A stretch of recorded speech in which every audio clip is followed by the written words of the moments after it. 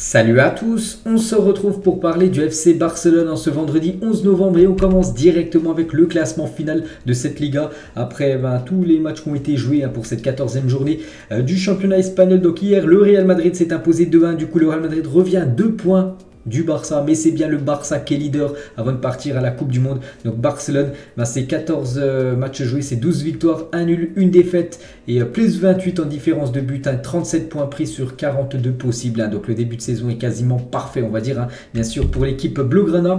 Lewandowski, les gars, la grosse recrue phare, il répond présent dans son nouveau club de Barcelone. 13 buts pour Robert Lewandowski, c'est bien évidemment le meilleur buteur du championnat espagnol. On va le féliciter, bien sûr, Lewandowski. Et aussi, Barcelone marque beaucoup de buts, mais Barcelone aussi encaisse très peu de buts. Et Barcelone est l'équipe avec le moins de buts encaissés dans les 5 meilleures ligues européennes. Ils n'ont encaissé que 5 buts, cette équipe du FC Barcelone. Donc voilà, énorme attaque et aussi énorme défense. Seulement 5 buts concédés après 14 matchs de Liga. C'est plutôt pas mal, il n'y a rien à dire.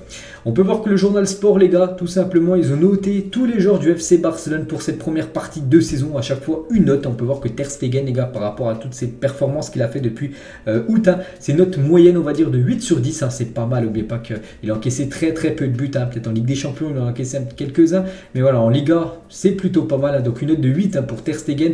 Inaki Peña 5, bon, on l'a très peu vu. Baldé 7, c'est vrai que Baldé a été très bon lors de cette première partie de saison. Alba 6, Alonso 7, Araujo 6. Bon, Araujo a très peu joué. Christensen 7, Koundé 7, Eric Garcia 7, Piqué 5, Roberto 6 ou Bellerin 5. Donc voilà, c'est déjà des premières notes. Donc c'est Ter Stegen qui a la plus haute note. On peut voir que Busquets une note de 6. Je pense qu'ils auraient pu descendre à 5. Franck Kessié 5, mais bon, il a très peu joué. De Jong une note de 7. Gavi, Pedri une note de 8. La même note tout simplement que Ter Stegen. Ferran Torres 6, Fati 6, Memphis Depay 4. Après bon, lui aussi il a très peu joué. Donc 4, pas la moyenne. Je crois que c'est le seul à pas avoir la moyenne. Memphis Depay. Lewandowski 8, ça c'est amplement mérité. Dembélé 6, je pense qu'ils auraient pu monter à 7. De temps en temps il passe à côté de ses matchs, mais de temps en temps il est ultra décisif. Il aurait mérité au moins 7. Et Rafinha 6, je pense que 6, oui, c'est bien pour Rafinha. Donc voilà, toutes les notes c'est Sport qu'a noté, on va dire, tous les joueurs du FC Barcelone depuis tout simplement le début de la saison. On va parler du jeune Alejandro Baldé qui figure parmi l'équipe type de cette semaine de Liga, de cette 14e et dernière journée de Liga avant bien sûr la Coupe du Monde. Donc Baldé sur son côté droit, pourtant on sait qu'il est plus à l'aise sur le côté gauche, mais à droite pas de souci parce qu'il figure parmi les meilleurs joueurs de cette semaine. Et toujours avec Baldé, les gars, et ça c'est une bonne nouvelle pour le joueur, les gars, parce que l'accord pour la prolongation de contrat jusqu'en 2027 pour Baldé est quasiment clos, c'est quasiment signé en gros, ça peut être officiel à tout moment. Donc le Barça veut l'annoncer, le signer avant la Coupe du Monde, mais cela dépendra de la participation du jeune à la compétition. Donc quand je fais la vidéo, je ne sais toujours pas, donc je crois que la liste c'est à 12h30. Je fais la vidéo, il est midi 10, là dans une vingtaine de minutes, on connaîtra la liste de la sélection espagnole. Et d'après ce qui se dit, c'est quasiment sûr qu'il devrait être dans la liste, Alejandro Baldé. Et du coup, il devrait prolonger l'aventure du côté du FC Barcelone jusqu'en 2027. Donc parfait bien sûr. Pour Baldé, et après sa prolongation qui est quasiment acquise, Baldé touchera le même salaire qu'Araujo et Gavi. Voilà, ils ont les trois le même salaire. On va parler de cette Coupe du Monde, les gars. Et une autre bonne nouvelle, c'est qu'il y en a pas mal quand même aujourd'hui. Premier de la Liga, Baldé qui va prolonger. Et Araujo qui est longtemps blessé. Et il va jouer normalement la Coupe du Monde parce qu'il figure parmi les joueurs uruguayens tout simplement sélectionnés pour jouer cette Coupe du Monde, bien sûr. On est très content pour lui qui revient en grande forme, bien sûr, après la Coupe du Monde du côté de Barcelone. Donc voilà, félicitations à Araujo. Félicitations aussi à Lewandowski, figure parmi les joueurs polonais qui vont disputer la Coupe du Monde. Bon, c'est plutôt logique, bien sûr, c'est le meilleur joueur de la Pologne. Et aussi Ter Stegen, le gardien allemand, figure parmi les gardiens allemands qui figurent dans la liste tout simplement de la Mannschaft pour cette Coupe du Monde. Edze Abdé aussi disputera la Coupe du Monde 2022 avec le Maroc. Félicitations et bonne chance pour ce joueur que Xavi compte sur lui la saison prochaine. Le jeune Marocain Abdé, les gars, disputera également la Coupe du Monde lui avec le Maroc. Et on va féliciter aussi Sergino Dest, un ancien Blaugrana maintenant. Il a pris la direction de l'AC Milan. Et lui aussi, les gars, il va disputer la Coupe du Monde avec les États-Unis.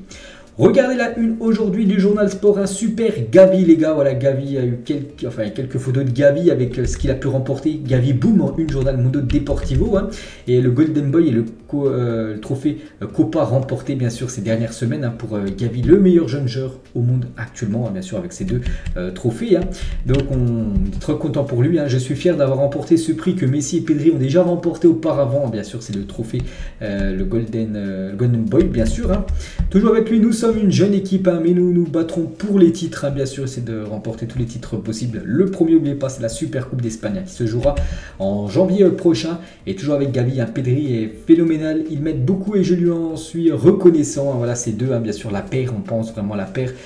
Pour le futur, malgré qu'ils jouent quand même pas mal, on pense vraiment voilà, qu'ils vont s'installer vraiment en étant vraiment des titulaires indiscutables. Bon, Pedri pour moi c'est un titulaire indiscutable, peut-être un peu moins pour Gavi, mais bien sûr il va prendre de l'âge, il va prendre de l'expérience et voilà, les deux, bien sûr c'est l'avenir de Barcelone. Lui aussi c'est certainement l'avenir de Barcelone, c'est Ansu Fati. Et le club a récemment réexaminé le genou d'Ansu Fati. Il est en parfait état. N'oubliez pas qu'il avait préféré ne pas se faire opérer. Il avait le choix entre se faire opérer et de ne pas se faire opérer. C'était en début d'année. Et il avait pris l'option de ne pas se faire opérer. Et du coup, son genou est parfait. Voilà, parfait état. Donc tant mieux, bien sûr, pour Ansu Fati. Arrivé l'été dernier, Benfica en provenance de River Plate, Enzo Fernandez plaît beaucoup au FC Barcelone. C'est que ce joueur, les gars, on l'annonce beaucoup dans les rumeurs de transfert du côté de Barcelone. Ce joueur Enzo Fernandez. Donc voilà, non, bien sûr, à surveiller. La même chose les gars pour Inigo Martinez qui devrait être une prochaine recrue du côté du Barça. Et on peut voir que le Barça préfère comme le signer l'été prochain que de le signer en janvier. Pourquoi? Parce que comme ça il pourra arriver libre l'été prochain vu qu'il est en fin de contrat. Donc comme ça le Barça débourserait 0 € voilà, pour l'acheter, que s'il recrute en janvier, bien sûr il sera toujours sous contrat avec Bilbao. Et là bien sûr le FC Barcelone devrait payer son transfert. Et toujours avec le Barça les gars, donc concernant Piqué, ce qui sera remplacé ou non, c'est pas sûr parce que d'après Barça Universal, on peut voir que Marcos Alonso pourrait occuper ce poste peut-être de dépannage de défenseur central tout simplement, et aussi occuper ce poste de défenseur gauche, voilà, jouer soit dans l'axe soit à côté gauche parce qu'il a déjà répondu présent en étant plutôt bon dans ce poste de DC.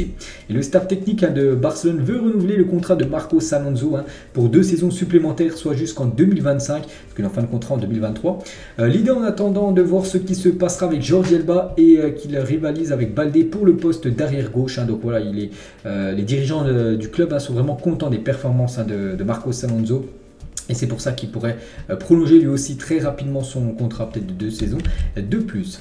Jordi Alba veut rester lui au FC Barcelone, malgré que sa relation avec la direction ne soit pas très bonne. C'est avec lui, c'est quand même un ancien. On a pu voir les anciens, voilà, il y en a beaucoup qui ont quitté le club ces dernières années. Le dernier en date, c'est Gérard Piqué, Busquets qu'on annonce aussi sur le départ. Et lui, les gars, il veut vraiment rester au FC Barcelone, Jordi Alba. Donc voilà, bon, on peut voir qu'il en froid avec la direction du club.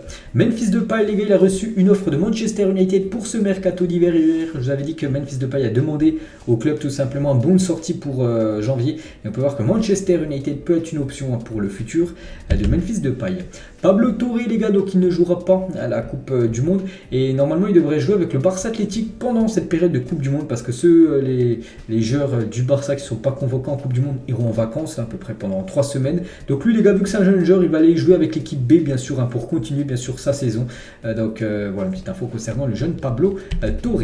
Un membre de la direction sportive du Barça était hier au stade de l'Espanyol pour regarder leur match contre Villarreal, analyser certains des joueurs de la liste de Barcelone, la liste du mercato, tels que Cuenca et Johan Foyt, donc bien sûr un joueur voilà, pisté. Foyt, on en a beaucoup parlé l'été dernier, ça s'est pas fait, mais bien sûr le recruteur du côté du Barça était du côté de l'Espanyol Barcelone, l'autre équipe de Barcelone, pour superviser tout simplement ce joueur, peut-être futur transfert. Mbappé et surtout Ousmane Dembélé, les gars, sont les joueurs qui ont effectué le plus de dribbles cette saison. Regardez. En gros, les top 10 des meilleurs dribbleurs, ceux qui ont réalisé le plus de dribbles, on peut voir Dembélé et Mbappé, 2 Français. Donc Dembélé, les gars, 39 dribbles réussis ce début de saison de Champions League. La 3e tribune du Camp Nou est en cours de démolition. Cela permettra au club d'avancer une partie des travaux de l'été prochain et d'accélérer la reconstruction du Camp Nou pendant la pause de la Coupe du Monde. Donc ça va s'intensifier, bien sûr, les travaux pendant cette pause de Coupe du Monde. Pendant quasiment un mois et demi, il n'y aura pas de match du côté du Camp Nou. et comme ça bien sûr les travaux pourront s'accélérer pour rénover bien sûr ce magnifique Camp Nou. Une entreprise mexicaine veut sponsoriser Barcelone et les deux parties devraient bientôt parvenir à un accord. Cette marque mexicaine s'appelle Izzi. Donc voilà, cette marque Izzi, c'est une compagnie de téléphone et d'internet très puissante au Mexique et devrait bientôt devenir partenaire avec le Barça. Donc le Barça devrait bien sûr encore rentrer de l'argent. Ça aussi, hein, c'est une très bonne nouvelle pour l'équipe. Jules Koundé, les gars, une petite photo de Jules Koundé, une petite photo qu'on a pu voir sur ses réseaux sociaux. Image, les gars, Léo Messi avec Ronaldinho, le jeune Léo Messi, hein, parce qu'il était très très jeune, hein, c'était à son début de carrière hein, du côté de Barcelone. Et cette photo aussi avec des légendes, hein, Iniesta, Neymar, Luis Suarez et bien sûr le numéro 10, c'est Léo Messi. On peut voir que le FC Barcelone, les gars, donc il commence, c'est bientôt Noël, enfin dans à peu près quand même un mois et demi, hein, on a le temps. Et il y a déjà sur la boutique officielle du club, voilà, des vestes, en gros des pulls, hein, en mode de Noël, hein, si vous voulez bien sûr vous faire plaisir. Hein. Donc voilà, comment dire, Ferran Torres fait la promotion, la même chose pour Gavi, les gars, avec ce pull là, Barça, voilà, Barça X-Mas. Voilà, il y a même le bonnet ou même la tasse hein, pour ceux qui veulent se faire plaisir. Et on finit aujourd'hui, les gars, toujours avec Barcelone qui pourrait changer de logo. Donc les Blaugrana avaient déjà travaillé sur un changement de logo il y a 4 ans, mais l'idée avait été abandonnée à l'assemblée du club. Le logo est le même depuis 20 ans. Une nouvelle proposition pourrait être faite en 2023 concernant le logo actuel qui pourrait peut-être changer, les gars. Donc regardez les derniers logos. Donc le premier en 1899 lors de la création bien sûr du club. Après on peut voir voilà 1910, en 1920, 1936 jusqu'à ce logo en 2002 et ce logo hein, qui est en place depuis 20 ans pourrait peut-être avoir une modification. Donc moi je le trouve très beau hein, ce logo actuel, mais il pourrait bien sûr changer comme il a été changé lors des dernières années. Donc voilà, dès que bien sûr j'ai des infos en plus, hein, je vous dirai tout ça parce que c'est quand même l'emblème bien sûr, l'écusson du club. Donc voilà les gars ce qu'on va dire aujourd'hui, j'espère que ça vous a plu. On se retrouve demain les gars pour le prochain numéro. Ciao à tous.